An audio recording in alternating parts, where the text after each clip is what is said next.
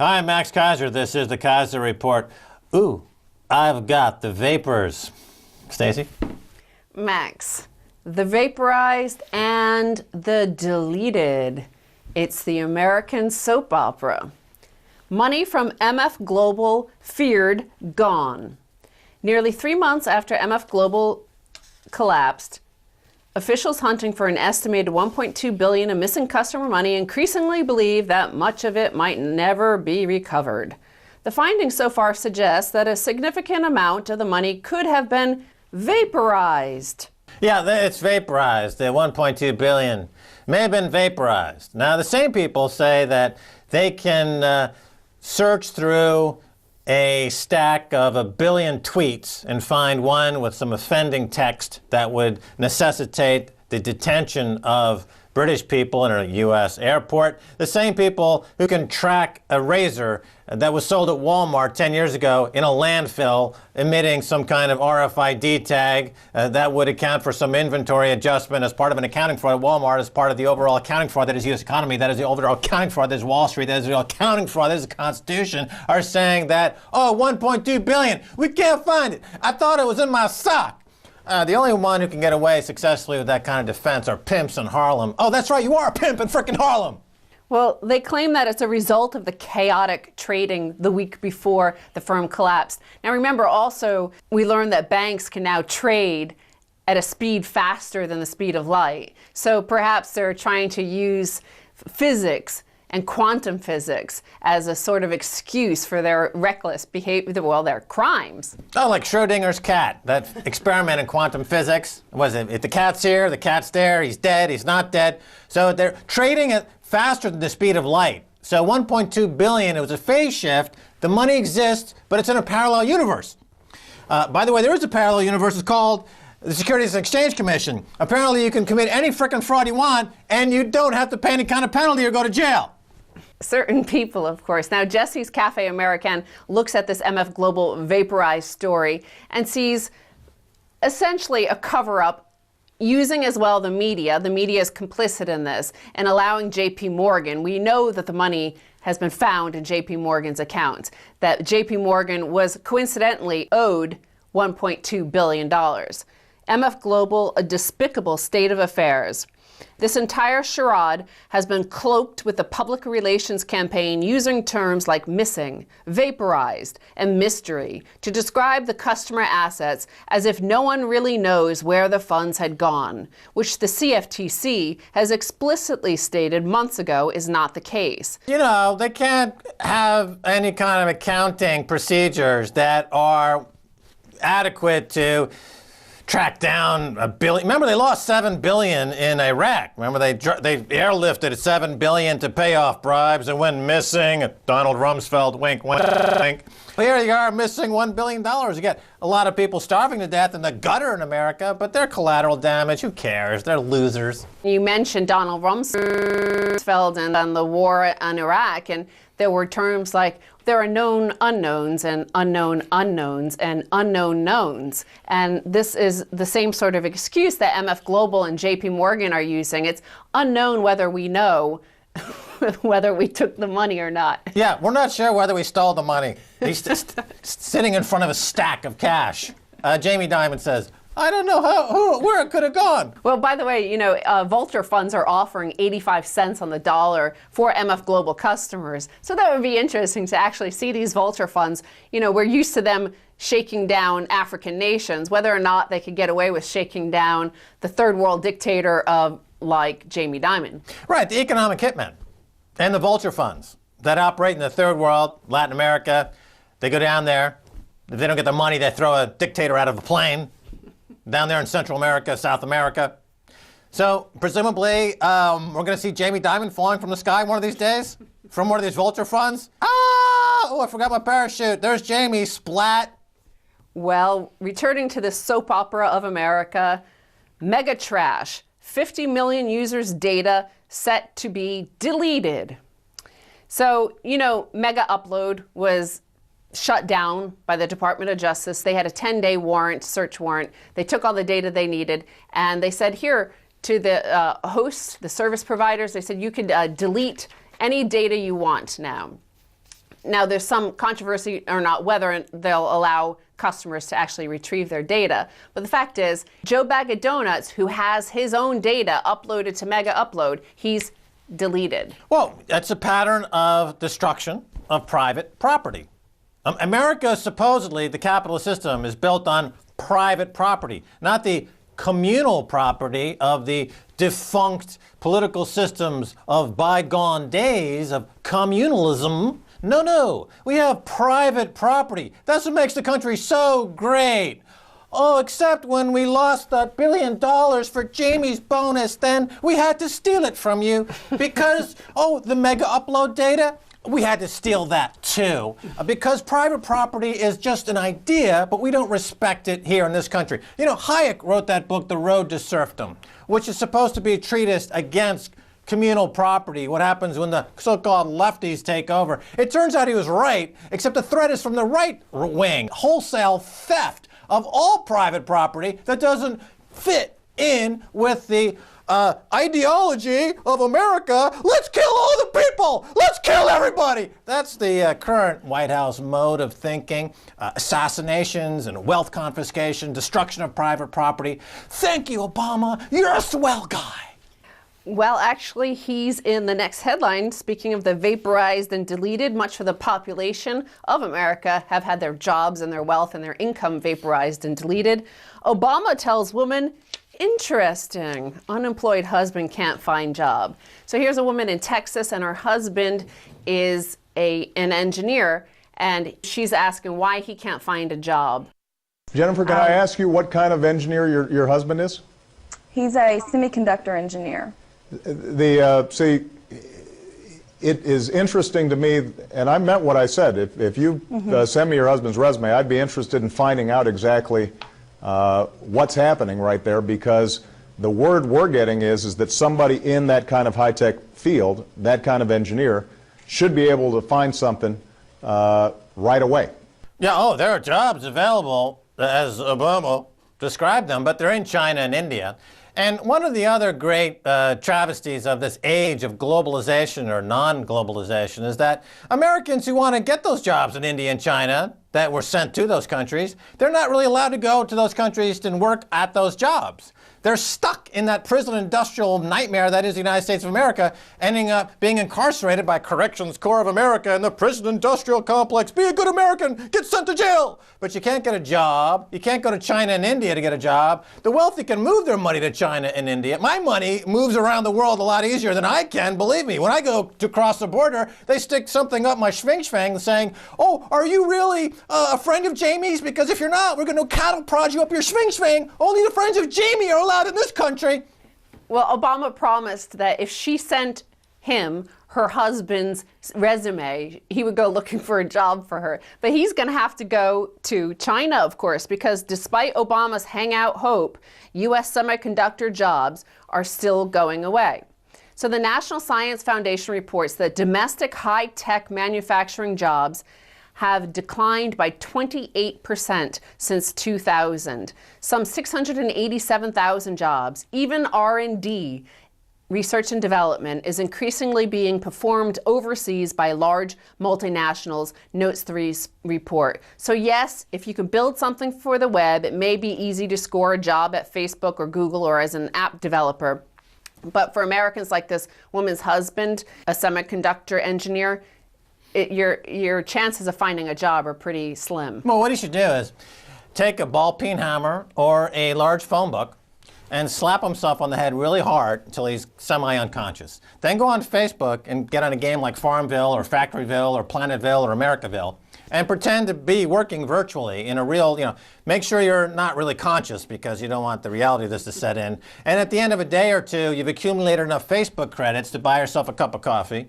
And then, go stimulate your brain with caffeine and say, look, honey, I'm working in a factory. Don't tell her it's a virtual factory and you're working, 17, 18 hours a day for $1, and that might upset her.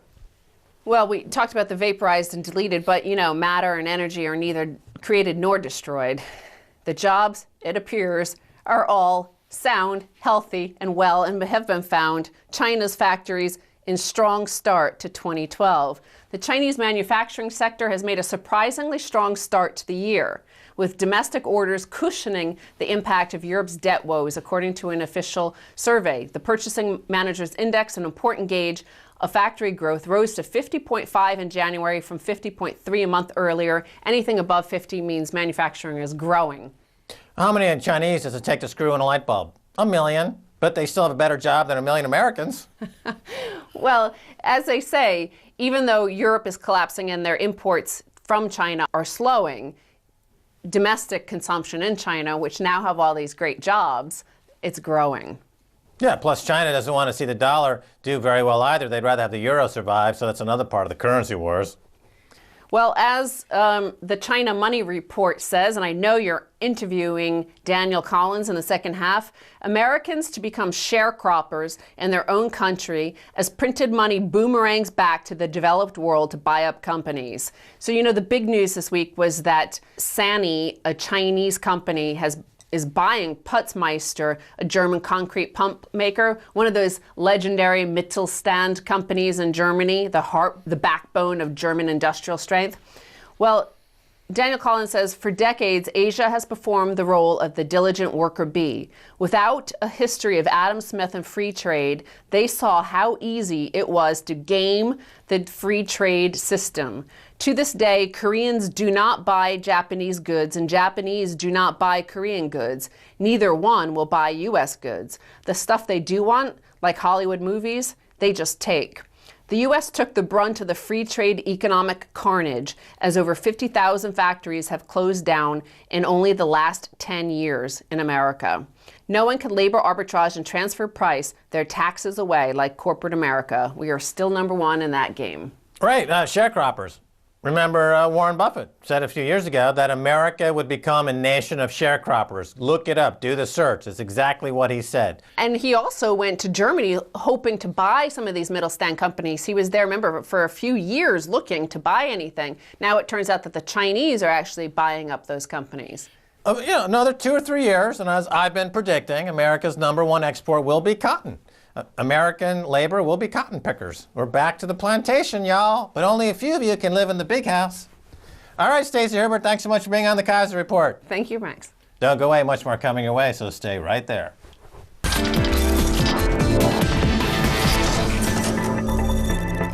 Welcome back to the Keiser Report. Jump down, turn around, pick a bale of cotton. Yeah, sharecropping, plantation owning, American economy. Hey, let's go to Shanghai and speak with Dan Collins of the ChinaMoneyReport.com. Dan Collins, welcome back to the Keiser Report. Thanks, Max. Good to be back. All right, Dan Collins, you say that Americans are sharecroppers in their own country. Explain. Yeah, this originated from an article I wrote. I tried to get my mind around the concept of how all of these decades of printed money and trade surpluses are going to get recycled back into the American economy. I believe in the U.S. now, many of the politicians and maybe the thought leaders there believe that we can continue to print money to get our way out of this. But what they forget is that debts have owners. And you look at China now with $3.2 trillion in currency reserves, Japan over $1 trillion. I believe a lot of this money now sitting in Asian central banks is going to find its way back into the United States, back into Europe, buying up real companies. We saw on Christmas this year, 2011, Japan and China signed a new currency swap agreement where they said openly and publicly that they want to move their trade into their local currencies and get out of the dollar. We're starting to see treasury sales. China has the lowest amount of treasuries in over 18 months. So they're down to about 1.1 trillion. Russia sold half their treasuries last year. So I think as we start to see the continued dollar debasement coming out of the United States, what people have not factored in is what about all of this money sitting all over the world? What's going to happen to it?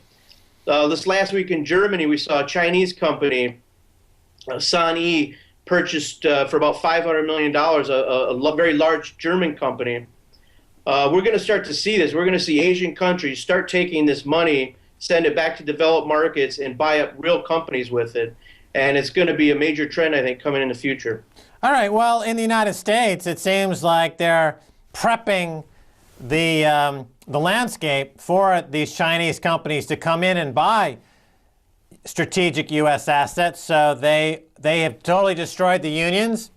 They've introduced the prison industrial complex, make it very easy to put people in prison. They have more of a Chinese-style state capitalism now with the Politburo of the Federal Open Market Committee. It's no longer free market capitalism. So they're laying the groundwork for a Chinese, setting the table so that the China can come in and buy a company and hit the ground running, so to speak, without too much problem. So it seems like America is doing its best to accommodate their new overlords, the Chinese. Now, many commentators in America, of course, dismiss China as the low-wage, low-value manufacturer of global predominance. What are your thoughts? Yeah, there's a lot of China naysayers. There's a recent article this last few weeks in Forbes by Gordon Chang, who's a big China naysayer, wrote a book called The Coming Collapse of China. The only problem was he wrote the book in 1998. So we look at the structure of the Chinese economy. What does China export to the United States? What does the United States export to China? You look at the real numbers, the major exports from the United States to China last year was corn, soybeans, scrap steel, and scrap plastic. Looks more like a 18th century economy, what we see in the United States. The other hand, what you see is China exporting, their number one export to the United States is now electronic equipment and manufactured electronics. So China started 20 years ago on the low wage, low value added end, but it's starting to work up, and many American companies are going to get global competitors coming out of China in the future. Yeah, you mentioned scrap metal, scrap paper. Yeah, if you look at the list of exports from top 20 states that export to China from the United States, number 2 or number 3 on that list is always garbage. America is excellent at exporting its garbage to China, like scrap paper, for example, which of course China recycles into cardboard boxes and resells back to the United States, and has made many, many billions of dollars for people over there who are not afraid of doing a day's work. Of course, in America, that's not in the cards anymore. It's more about getting that electronic payment down there at the Walmart to pick up some baby formula. Now, Stephen Roach and Jim Rogers are almost alone amongst Western commentators in praising the medium and long term for Chinese economy and claiming that any short-term housing market or economic slowdown will be a soft landing. So those guys are in the pro-China camp. You're there in Shanghai. So it's not, either whether it's a soft landing or a hard landing, you're saying whatever the landing is, it doesn't make much difference. The one clear trend is that they're going to take their cash pile of money and start buying into countries like the U.S., correct? Yeah, absolutely. I think when we talk about the Chinese economy, a lot of the anti-China stuff, it relates to housing. The Americans have for 20 years lived in a printed money, transfer payment, military industrial complex economy. They just went through a housing bubble, so they believe everybody should have a housing bubble. What they don't realize here is half of the homes in China have been paid with cash. The other half have at least 30% down payment. So there is no credit bubble, so to speak, in housing. China has experienced somewhat of, you could slow down, if you could call it a slowdown, at 8 or 9% GDP growth. But really, what people forget is that this is an engineered slowdown. China wanted to slow down the economy. Growing at 12% a year, it was too fast with a high inflation environment, with all these central banks continuously printing money last year. A corporate loan now in China is 9%. There's draconian laws to stop people from purchasing homes. So you can only literally purchase one home right now. You can't purchase another one if you already own one. So I don't see a troubled economy in an economy where people are buying cars and homes for cash and where you have to try to slow down the growth.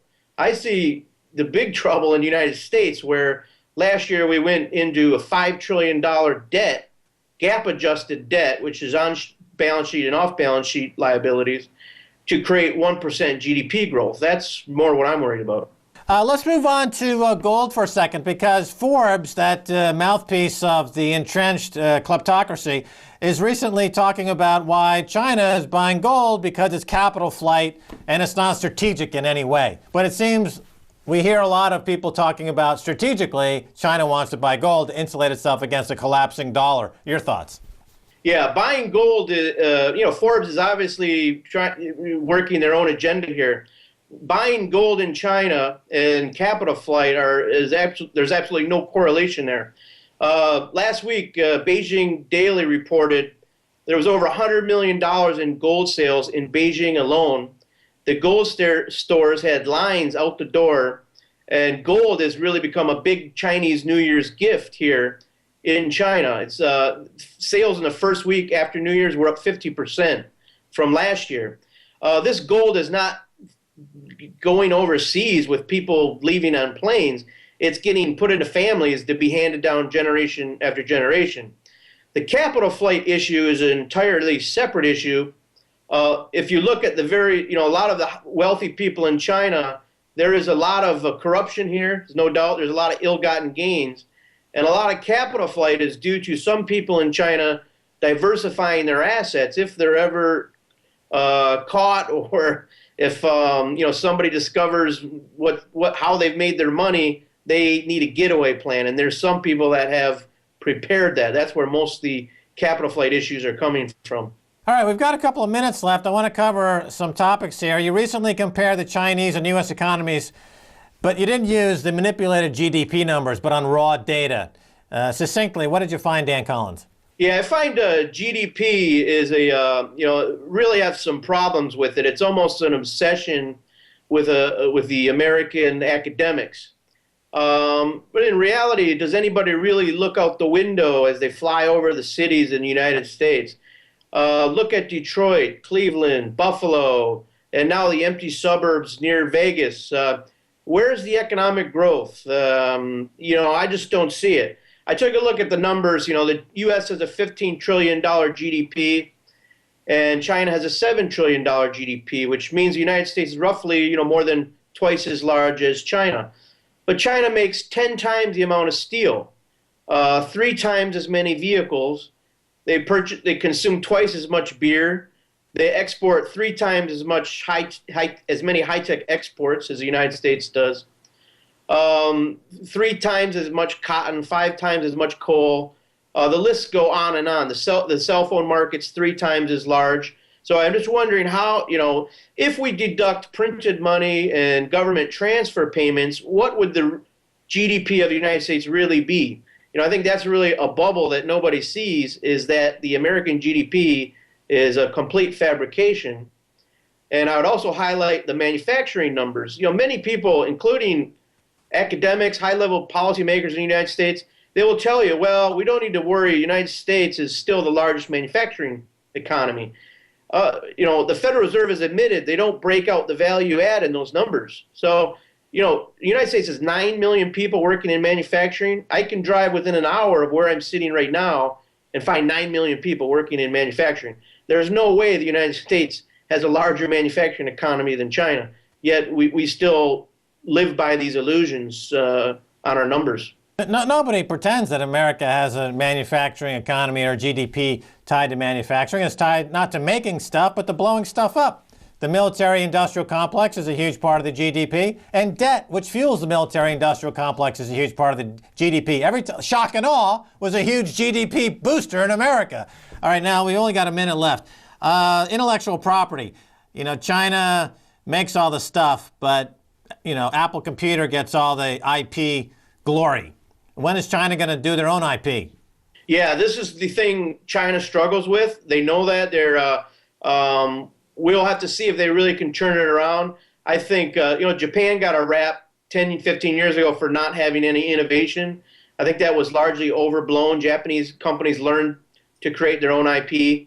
Korean companies learned to create their own IP. I think China is on its way. I mean, at first, when you're developing an economy, you're focused on import substitution and being able to make your own products just based off what's already out there. I think now you see a lot of vehicle market. You see the major car makers, General Motors and Ford, are doing a lot of their R&D, electrical vehicle manufacturing R&D is going to be done in China.